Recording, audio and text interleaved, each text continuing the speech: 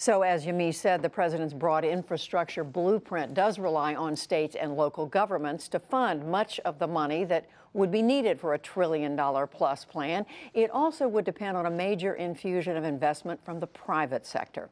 We get some reaction now to all this from the Democratic mayor of the city of Los Angeles, Eric Garcetti.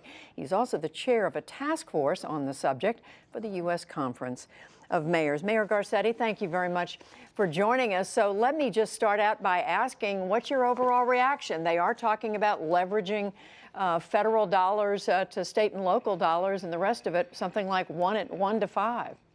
Well, good evening, Judy. And any day that Washington is talking about infrastructure is music to my ears. But of course, the devil will be in the details. We've got a yawning $5.4 trillion gap, and we want to get home to our families quicker. We want to cut traffic. We don't want to be on unsafe bridges, and we need the next generation of ports and airports to help fuel prosperity in this country. So, since President Trump was elected, American cities have passed $260 billion of infrastructure. This only proposes $200 billion over 10 years. There's more money, for instance, in his budget for the wall than there is for the next 10 years for all the cities in America to have transit dollars and to fix their roads, to fix those potholes. So we're doing our part, and we want to see federal government do its part and not just take $20 out of our wallet and give it, to themselves, give it back to us and say, here's your infrastructure money. We want it to be real money for real jobs and for real infrastructure repair that this country so badly needs. Well, we know that's important to you and other state and local officials around the country, Mayor Garcetti, but at the same time, the federal government has to be focused on the deficit, on how much spending there is. We just heard some red ink numbers that are pretty scary. You can't, or can you, I should say, expect the federal government to come up with the lion's share of this money that's needed? No, we expect them to do what they have in the past and think about the Erie Canal, the work federal government did to help the interstate highway system or to build the internet. These are things that pay back, and when we don't take care of our infrastructure, we pay billions, even trillions of dollars in lost competitiveness, in literally millions of hours we're away from our family, companies that don't start here in the United States because it's too difficult to get through the red tape. So this is money that helps bring more money in. And we're not expecting them to have the lion's share, but they actually cut existing programs in some cases to pay for this. And we want to work with Congress, both houses, both parties. We've got Democratic and Republican mayors who are ready to show what we've been doing and to have the federal government come and help lead. But we're going to need that money to be paid for with real dollars. We should have done it with probably the offshoring of those overseas profits, or onshoring of those rather, but we will keep looking at other alternative ways to get in there. Well, we know the federal government is also, this administration is also looking to the private sector to come up with some of these dollars. Why isn't that a good idea? It can be, and we're doing that here in Los Angeles. Denver was able to help the private sector build a new rail line from downtown to the airport quicker and cheaper. But don't expect, the private sector to come and to redo water that right now in many cities is polluted, or to always upgrade our electricity lines, to build out our port or our airports. Those are things that we have to do with federal help. And America's cities have a loud and clear message for Washington. We will help. In fact, we're doing more than you are, but we want some of our federal tax dollars back in our communities, from rural communities to our most densely populated urban areas, to match those dollars as we traditionally have, and we both can count those dollars if we do it the right way.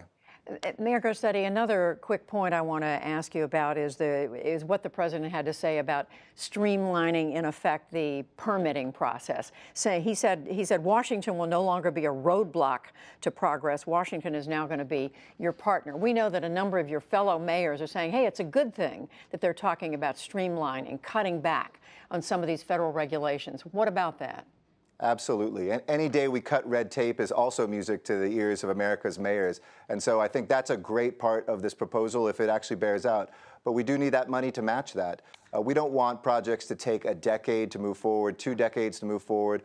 We've built some of the greatest infrastructure in this country, in the war, in moments of growth in this country, in a matter of months or just a year or two. We should be able to do that again, so that part is good.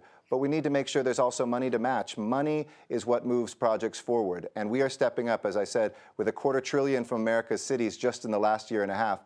We need the federal government not to space out $200 billion, which is less than that, over a decade. Mayor Garcetti, I also want to ask you a question about immigration. As you know, the Senate, United States Senate, is beginning a major debate tonight on what to do about immigration reform. Among other things, one of the big questions being discussed in the Congress is what to do about these young people who were brought into the country without documentation as children, and whether they should be given a path to citizenship. There's something like 700,000 of them, so-called DACA recipients. Right now, people are asking, are Democrats prepared, if Republicans give on that and keep that path to citizenship for these DACA young people, are Democrats in turn prepared to give on things like the visa lottery, on so-called what Republicans call chain migration, letting more family members in, parts of legal immigration? My opinion is that we should hold the president and hold Republican leaders who have said they are for these dreamers to their words, independent of other things.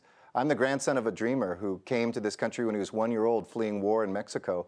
He volunteered to fight for the only country he knew in World War II and got his citizenship. I'm literally here today. I've seen the brilliance of these young men and women. Paul Ryan, of course, the president, they've all said they want to do something. Do that independent, and then negotiate the rest of immigration, whether it's border protection, whether it's the type of family reunification we have. That's the place where we can give and take in negotiations. But holding the dreamers hostage after people have publicly said, and over 80% of Americans support giving them a permanent pathway to some legal status, that needs to get done right away. People, I believe, kind of old-fashioned, that people should live up to their word. Well, we're going to watch that debate unfold this week. Mayor Garcetti, Mayor Eric Garcetti of Los Angeles, thank you very much. Great to be with you, Judy. Thanks.